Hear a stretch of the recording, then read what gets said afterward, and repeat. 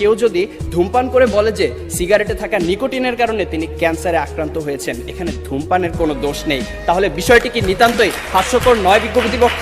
তাই আজ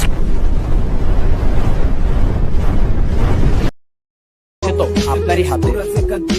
অবাক বিষয়কে জানেন বিজ্ঞ কর্তৃপক্ষ, আপনারা যখন এই মঞ্চে দাঁড়িয়ে বৃদ্ধ পিতামাতার প্রতি অবহেলার বিভিন্ন কারণ হিসেবে নানা অজুহাত টেনে আনতে ব্যস্ত, তখন সবকিছুকে বুড়ো আঙুল দেখিয়ে মমতাজ মিয়া নামের একজন দরিদ্র রিক্সা চালক সম্পূর্ণ অপরিচিত একজন বৃদ্ধকে নিজের বাড়িতে নিয়ে এসে নিজের বাবার মতো যত্নাসি করছেন গত 5 বছর ধরে। রিক্সা চালক মমতাজ মিয়ার এই ঘটনা হানিফ সংকেতে ইত্যাদি অনুষ্ঠানে প্রচারিত হয়েছিল, যেখানে অনেক উচ্চশিক্ষিত সচ্ছল ছেলে মেয়েরা অবহেলায় নিজের পিতামাতাকে বৃদ্ধাশ্রমে পাঠিয়ে দিচ্ছে, সেখানে মমতাজ মিয়া একজন দরিদ্র রিক্সা চালক হয়েও এমন একটি মহৎ কাজ কি করে করতে পারলেন?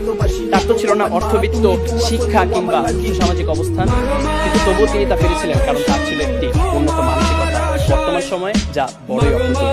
শেষ করার আগে মনে করিয়ে দিতে চাই, দূরত্ব, সময়ের অভাব, কাজের চাপ, সুশিক্ষার অভাব ইত্যাদি বৃদ্ধ পিতামাতার প্রতি দায়িত্ব পালনের ক্ষেত্রে কিছু দেয়াল মাত্র, মানসিকতাকে বদলালে যা পেরোনো সম্ভব।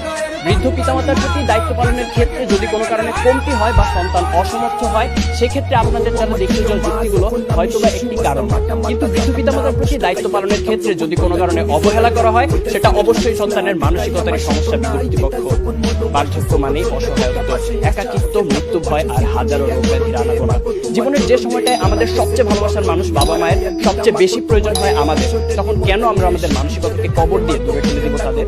তাই কর্তৃপক্ষ আসুন আমরা আমাদের মানসিকতাকে বদলাই।